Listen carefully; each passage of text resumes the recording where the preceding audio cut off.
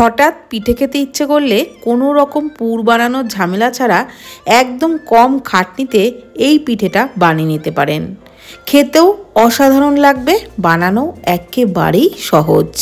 দুধসাপটা পিঠে বানানোর জন্য একটা বোলের মধ্যে নিয়ে নিচ্ছি 1 কাপ ময়দা। হাফ কাপে করে দুবারে 1 কাপ ময়দা নিলাম।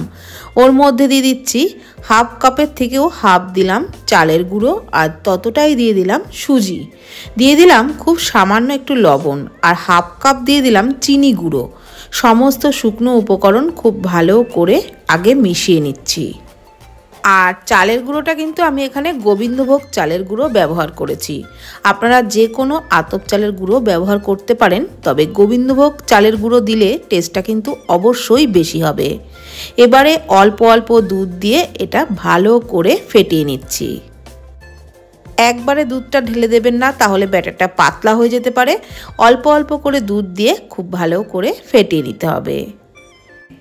আর ব্যাটারের ঘনত্বটা ঠিক পাটিসাপটার জন্য যেরকম আমরা ব্যাটার তৈরি করি সেরকমই ঘনত্বের তৈরি করতে হবে। খুব পাতলাও না, আবার খুব ঘনও না। এবারে ঢাকা দিয়ে এটা 10 মিনিটের জন্য রেস্টে রাখলাম। ততক্ষণে একটা কড়াইয়ে দিয়ে দিলাম হাফ কাপ জল, তার মধ্যে দিয়ে দিলাম 5 টেবিল চামচ মতো গুঁড়ো দুধ।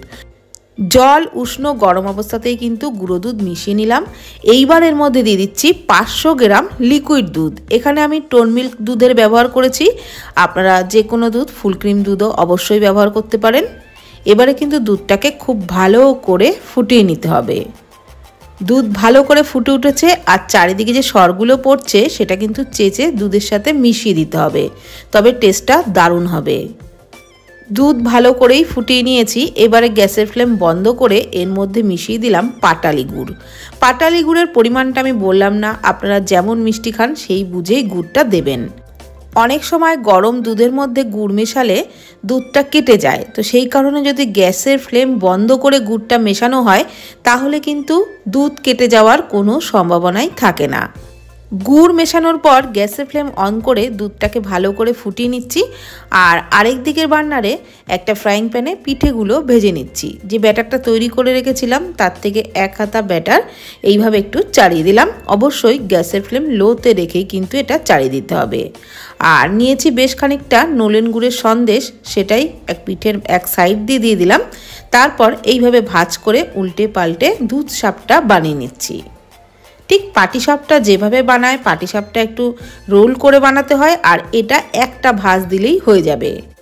খুব সহজেই উঠে আসে, কোনো রকম কোনো সমস্যাই হয় না। ননস্টিক তাওয়াতে করলে তো খুবই সুন্দর হয়।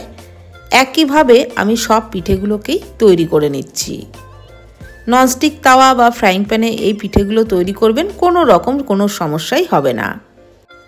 আর এই পিঠেগুলোকে আপনারা এইভাবে ভেজেও খেতে পারেন, তবে আমি আজকে দুধে ফুটিয়ে নেব, তাহলে টেস্টটা আরও ভালো লাগবে। একইভাবে সব পিঠেগুলোকেই ভেজে নিয়েছি। এদিকে দুধটাও কিন্তু খুব ভালো করে ফুটিয়ে নিয়েছি। এখন ওই গরম দুধের মধ্যেই পিঠেগুলো একটা একটা করে সব দিয়ে দিচ্ছি। আর পিঠেগুলো দেওয়ার পর খুব বেশিক্ষণ কিন্তু ফোটাবো না, 3-4 মিনিট মতন ফুটিয়ে নেব, তাহলেই কিন্তু পিঠেগুলো একেবারেই নরম হয়ে যাবে। 3 থেকে 4 মিনিট, তার বেশি কিন্তু একদমই ফোটাবেন না, তাহলে পিঠেগুলো বেশি নরম হয়ে গিয়ে ভেঙে যেতে পারে। এখন আমাদের দুধসাপটা পিঠে কিন্তু একদম রেডি। গ্যাসের ফ্লেম বন্ধ করে ঢাকনা চাপা দিয়ে ওই 1 মিনিট মতো রেখেছিলাম। তারপর একটা পাত্রের মধ্যে পরিবেশন করে নিচ্ছি। তাহলে শীত থাকতে থাকতে মিস না করে এই পিঠেটা একদম সহজভাবেই বানিয়ে নিন, খেতে দুর্দান্ত লাগবে। আর ভিডিওটি ভালো লাগলে প্লিজ কমেন্টের মাধ্যমে জানাবেন। ধন্যবাদ।